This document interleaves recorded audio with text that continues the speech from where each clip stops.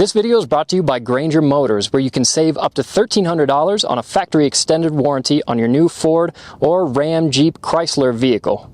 We need to have a serious talk about the new Dodge Charger Daytona.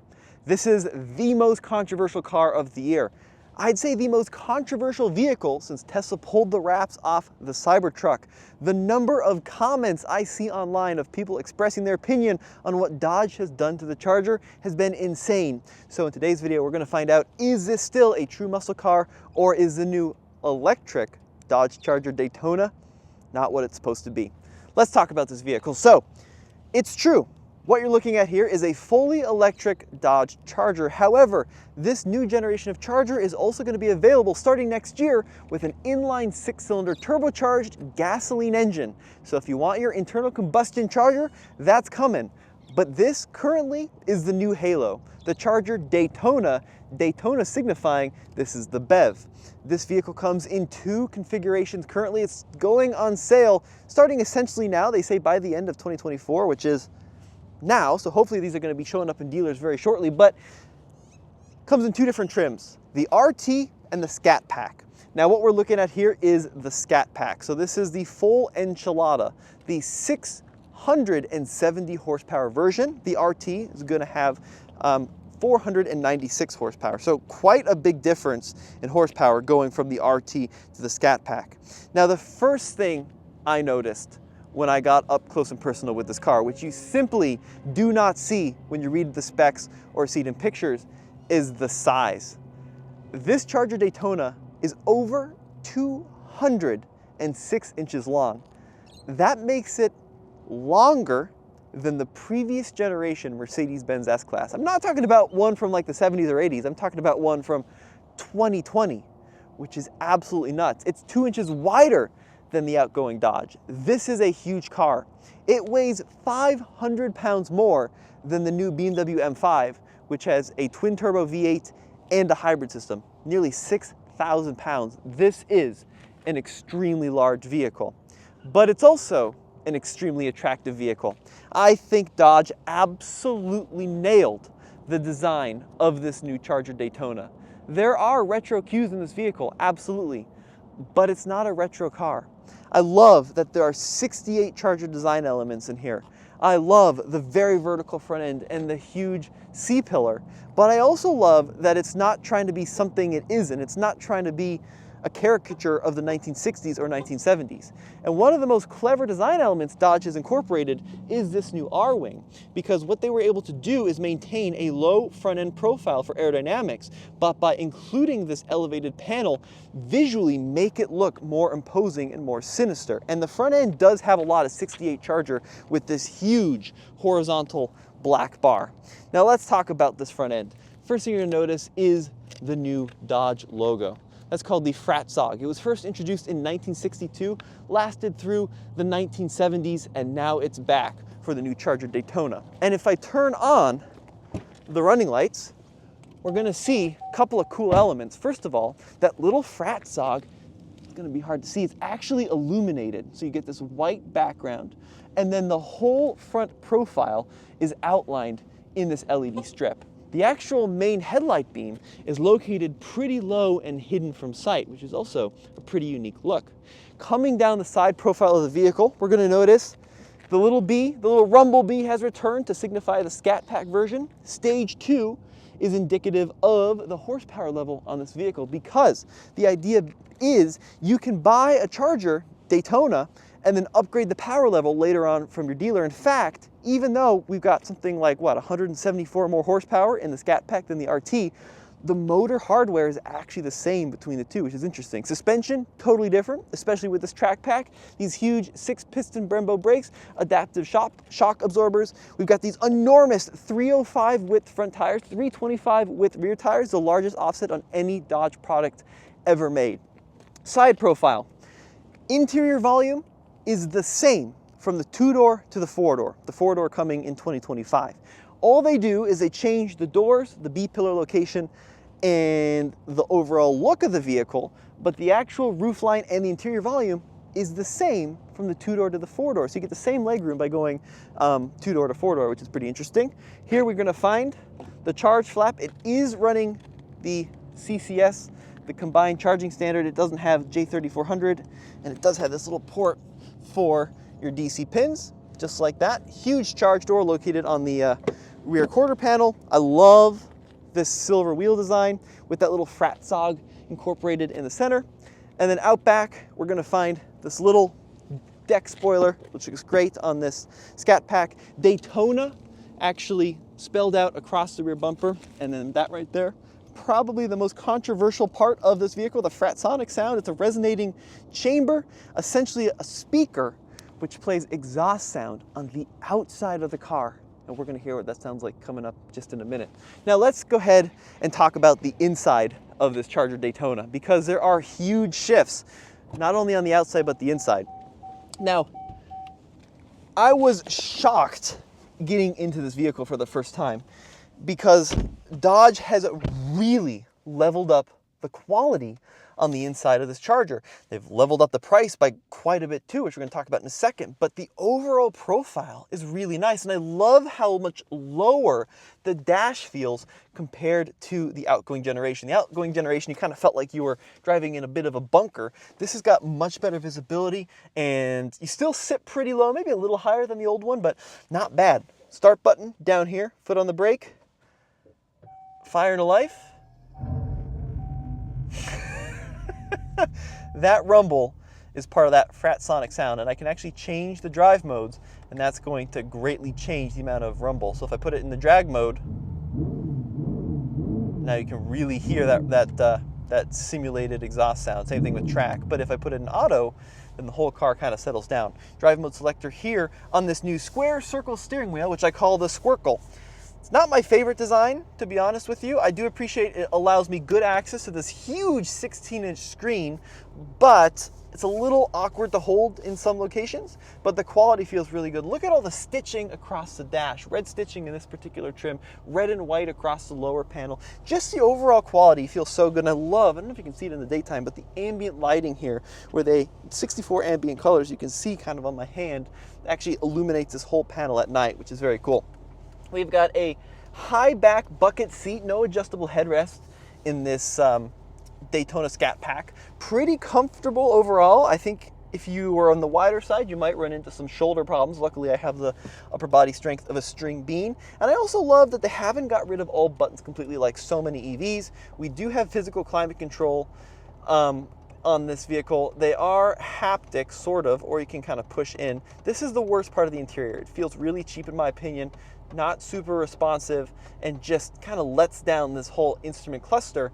The good news is the actual screen, very good. It's a Uconnect 5 display, wireless Apple CarPlay, wireless Android Auto, navigation. I do like the shortcuts on the left and the right side for heated and ventilated seats. Heated steering wheel and heated seats are standard, by the way, in all Charger Daytonas, which is a really nice touch, as it should be probably for the price point. And then, actually this is my favorite part of the interior, is the shifter. Because so many EVs have gone to buttons or little squiggly things. This is a mechanical, clunky, pistol grip shifter. Ka-chunk! Oh, feels great. I love that they did that. You know, this interior is really good. I think they did a really nice job. Drive mode selector on the steering wheel with the power shot button, which gives you 40 additional horsepower for 10 seconds. We do have a wireless charger to the right side of the shifter, 2 USB-C ports, couple of good sized cup holders, and then the center console does pivot to the side, where we're going to find not super deep cluster, but a USB-A port for DXR, which is your dynamic track recorder essentially. And then we do have a 12 volt in there, electronic parking brake, and there's a lot of kind of nice EV things they incorporated in here. We've got three different positions of regen modes, which you activate via the paddle shifters. We've got some settings so you can turn creep on and off, which is really awesome. This is a 100 kilowatt hour battery, by the way. It gives you your range estimator here on the left side of the cluster. It gives us our state of charge on the right side. We're sitting right now at 92%. All right, so not bad. A lot of good stuff. We can see our power flow. We can see what's taking up consumption, which is pretty cool. Let's go into the dashboard. Performance pages. Gotta have performance pages on a Scat Pack. So we can do drag, acceleration. We got our gauges. We can see high voltage battery level. We Motor temps, that's kind of nice. High voltage battery temperature, all really good information to have. Wheel slip, motor torques, that's brilliant. That's really well done. I love especially that you can see the high voltage battery temperature, monitor that on the track use, G-force gauge, and then a little propulsion graph as well. But Alex, I'm gonna have you stay there, and we're gonna go ahead and check out the rear seat. One thing I dislike on this car, it's got electronic door handles. I just find it to be a little bit unnecessary. Now, if I pull open the handle, it's a weight. A little bit of a weight. It's an electric slide. I would love to have seen a manual override. Huge doors in this two-door. But this is the shocking thing, is the rear seat room is nuts. When you have a vehicle that's as long as a Mercedes S-Class with these huge doors, it's like a personal luxury coupe of the 1970s. Just the sheer amount of space back here. Heated rear seats, we got vents, we got USB-C ports, we got this glass roof, which is part of an option package. That's all really cool. So they did a really nice job with the rear seats, and it makes you wonder, like, do you need the four-door? If you are getting people in and out of the back seat a lot, get the four-door. If you just want the most room, doesn't matter, because they both have the same amount of volume back here. So that's your quick tour on the inside. Let's go ahead and pop the front trunk, Alex. There is a front trunk. It's a mechanical pull here. I'm gonna pull it once, I'm gonna pull it twice. You do have to reach over the R-wing, not a huge deal. And there we can find access to the front trunk. Keep in mind, this car is still pre-production, so some things might change between now and the full production version. Not a bad little front trunk, actually, pretty usable in terms of space. If you had like the charger, the charge connector, you could stick it in there. We've got our washer fluid that we can fill up over here. Pretty nice. And then let's go ahead and check out the runk, the rear trunk. This is probably one of the best parts about this car, is the sheer volume in the back of this trunk. It's a hidden push button to open it up. That's going to glide upwards. We're going to find something like 38.5 cubic feet worth of space, and it is a long reach to grab the little handle here to put down the seats, but those do fold completely flat. In fact, they're telling us stories that one guy was using this thing to move drywall around. That's one of the engineers on the pre-production car, which is crazy. The amount of space back here is just next level, really impressive. So if you want a vehicle, I think it's got like 133% more space than the outgoing car. Not bad, right? Standard all-wheel drive on the Charger Daytona. And then I'm gonna pull up my specs here just so I don't get them wrong. 100 kilowatt hour battery, 11 kilowatt AC charger on this vehicle. And then when we talk about range, well, it's not great. So 308 miles on the RT, the Scat Pack rated at just over 240 miles. So it does have a front motor disconnect on certain trims to help extend that range a little bit, but if you want the range king, this vehicle's not it. And they're really not giving us a lot of details on DC fast charging yet. I was talking to the engineer, he said on his road trip he saw peaks of over 220 kilowatts, which is pretty good actually. I was expecting it to be a little bit worse than that, given that this is Dodge's first BEV ever. So 220 kilowatt peak is not bad. But then we come to the pricing. So the advertised starting price is under 60K, it's 59 and a bit, but that's before $2,000 destination charge. So we're looking at closer to 62 starting for the RT. The Scat Pack, closer to $75,000 pricing. And if we look at this one that has the sunroof in it, right, that has the track pack, let's see what the total out-the-door price is for this version, $82,970. Now you can get the $7,500 tax credit if you lease this vehicle currently. We'll see what happens under the new administration, but you can see the sun and sound package is $2,500, track pack $3,500, the driving experience recorder, we talked about that a little bit, $1,000, the total price $82,970. Oh, thank you, appreciate it. We're doing a little video about it. Do you like it though? It's the new electric Charger. Yeah. Have a good day.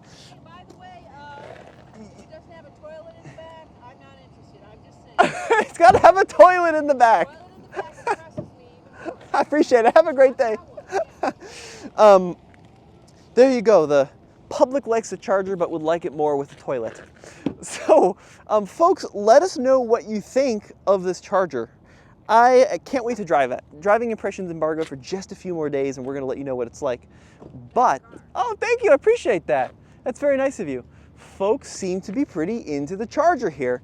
I do want to show off that Fratsonic sound though. So I'm going to give you the mic, Alex, and then I'm going to go ahead and put it in the drag mode, and you can hear what it sounds like on startup. Are you ready? here we go.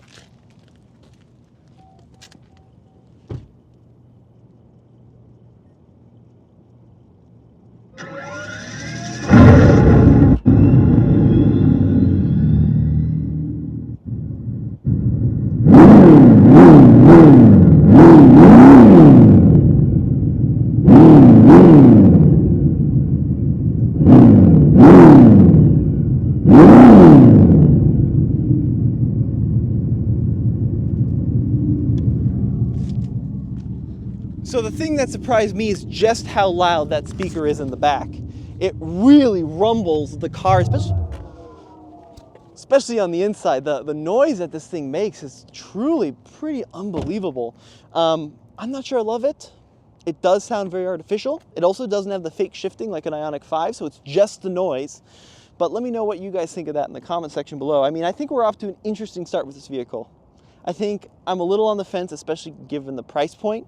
We're like $4,000, well, a little bit more than that. We're like $7,000 off of a Model S Plaid with this vehicle, but that does 0 to 16 around 2 seconds. This is 3.3 with the Scat Pack, quarter mile 11 and 5. We're a lot more expensive than the Ioniq 5N and the Model S Performance, but it's also a lot more big and comfortable than those vehicles. It's really going to come down to the driving experience. We'll have a video coming up on that shortly. As always, this has been Tommy, behind the camera Alex. We'll see you next time. Let us know what you think.